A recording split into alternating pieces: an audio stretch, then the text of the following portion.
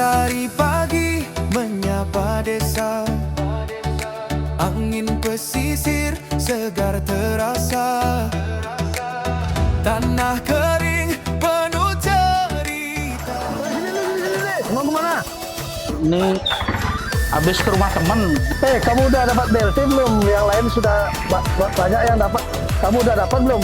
Belum, sama sekali belum. Tapi saya dengar tetangga banyak yang dapat. Gitu. Iya. Menurut kamu gimana? Kita cari ke kantor desa, Pak Kawil atau Pak Mekelnya kita cari biar tahu apakah kita dapat apa tidak. Oke, setuju. Kita ke kantor desa. Katanya Pak Mekel sama Pak Kawil. Oke, ayo kita bareng-bareng jalan yuk.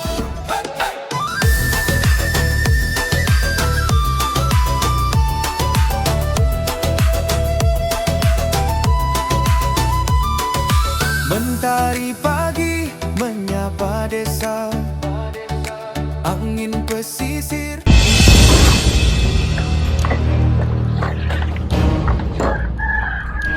Pak Mekel! Pak Mekel! Pak Mekel!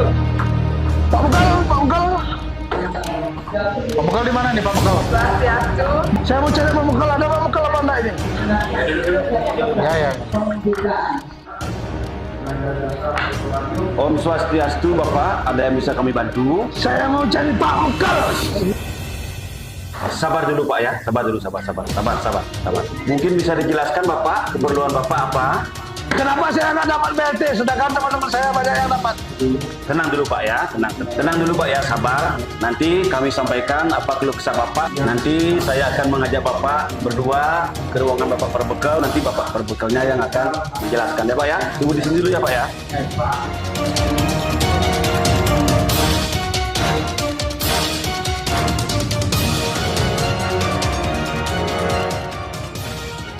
Om Swastiastu, Bapak, ada tamu yang mencari. Oh ya, silakan ajak langsung ke ruang. Oh ya, makasih. Halo Bapak, silakan. Udah ditunggu sama Bapak Perbekel. Ya.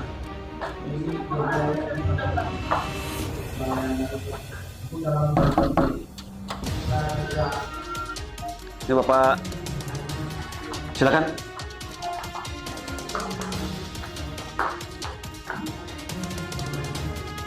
Ya, gimana Bapak? Ada yang bisa saya bantu? Begini loh Pak Mekel, kenapa teman-teman saya banyak yang dapat BLT, sedangkan saya tidak dapat? Apa ini pekerjaan Pak Mekel? Kami ingin meminta kejelasan dari Pak Mekel. Ini bagaimana sebetulnya aturannya? Pak Mekel yang bikin atau gimana? Saya minta penjelasan dari Pak Mekel. Baik, terima kasih Pak.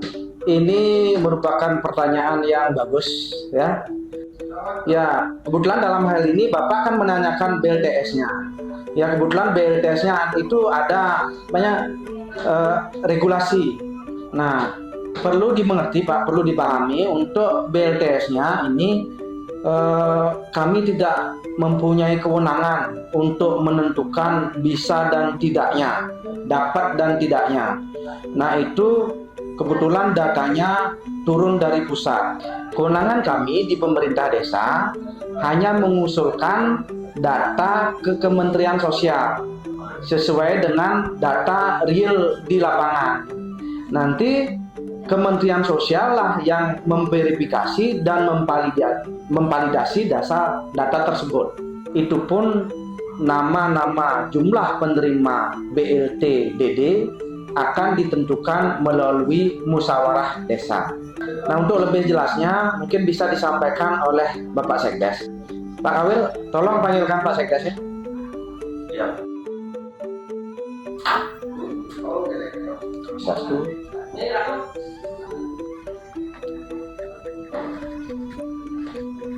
Pak Sekdes, mohon dibantu dijelaskan terkait program bantuan sosial dari pemerintah.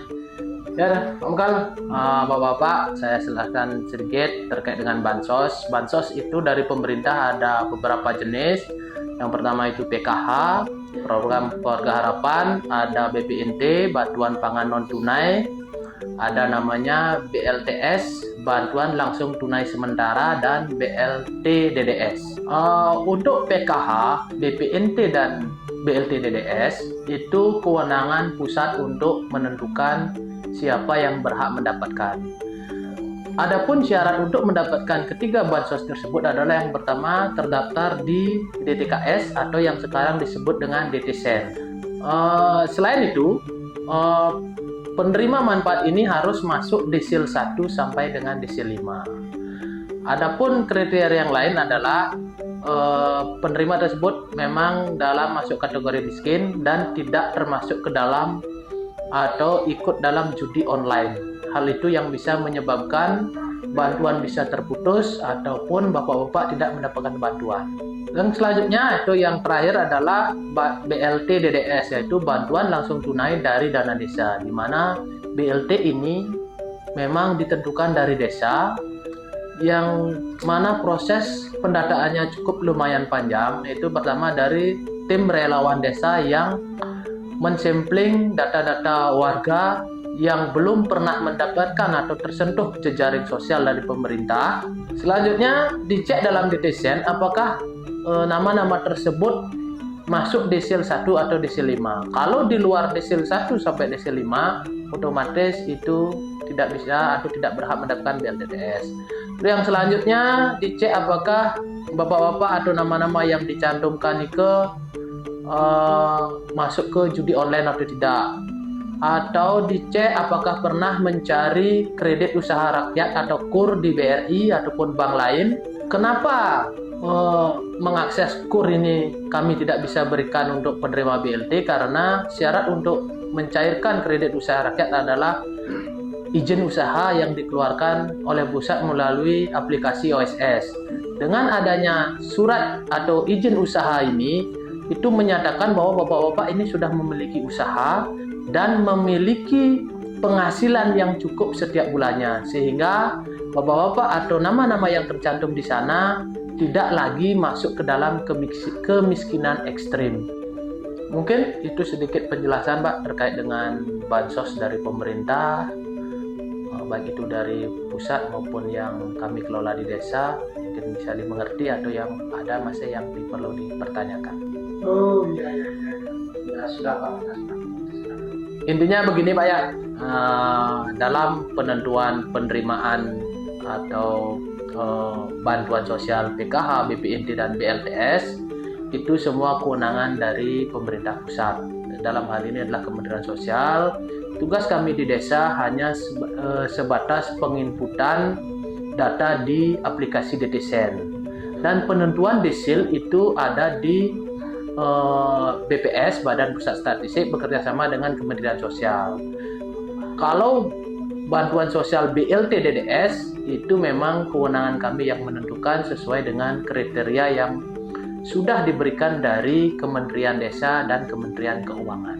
Dan hasil pendataan dari relawan kami yang terjun langsung ke masing-masing dusun akan kami tindak lanjuti dengan musyawarah desa khusus yang kami selenggarakan bekerja sama dengan BPD dan dihadiri oleh masyarakat, tokoh masyarakat maupun KPM penerima BLT tersebut, sehingga data yang kami peroleh dari tim relawan benar-benar kami tindak lanjuti langsung sesuai dengan peraturan dan perundang-undangan yang berlaku. Dan penerima dari bantuan sosial itu, baik itu PKH, BPNT dan BLTS dan BLT DDS, itu bukan ada istilahnya seperti yang orang-orang bilang adalah kedekatan atau keluarga dari perangkat desa, tetapi sesuai dengan fakta di lapangan bahwa yang bersangkutan memang benar layak untuk mendapatkan bantuan ini. Terima kasih Pak atas penjelasannya. Saya jadinya mengerti.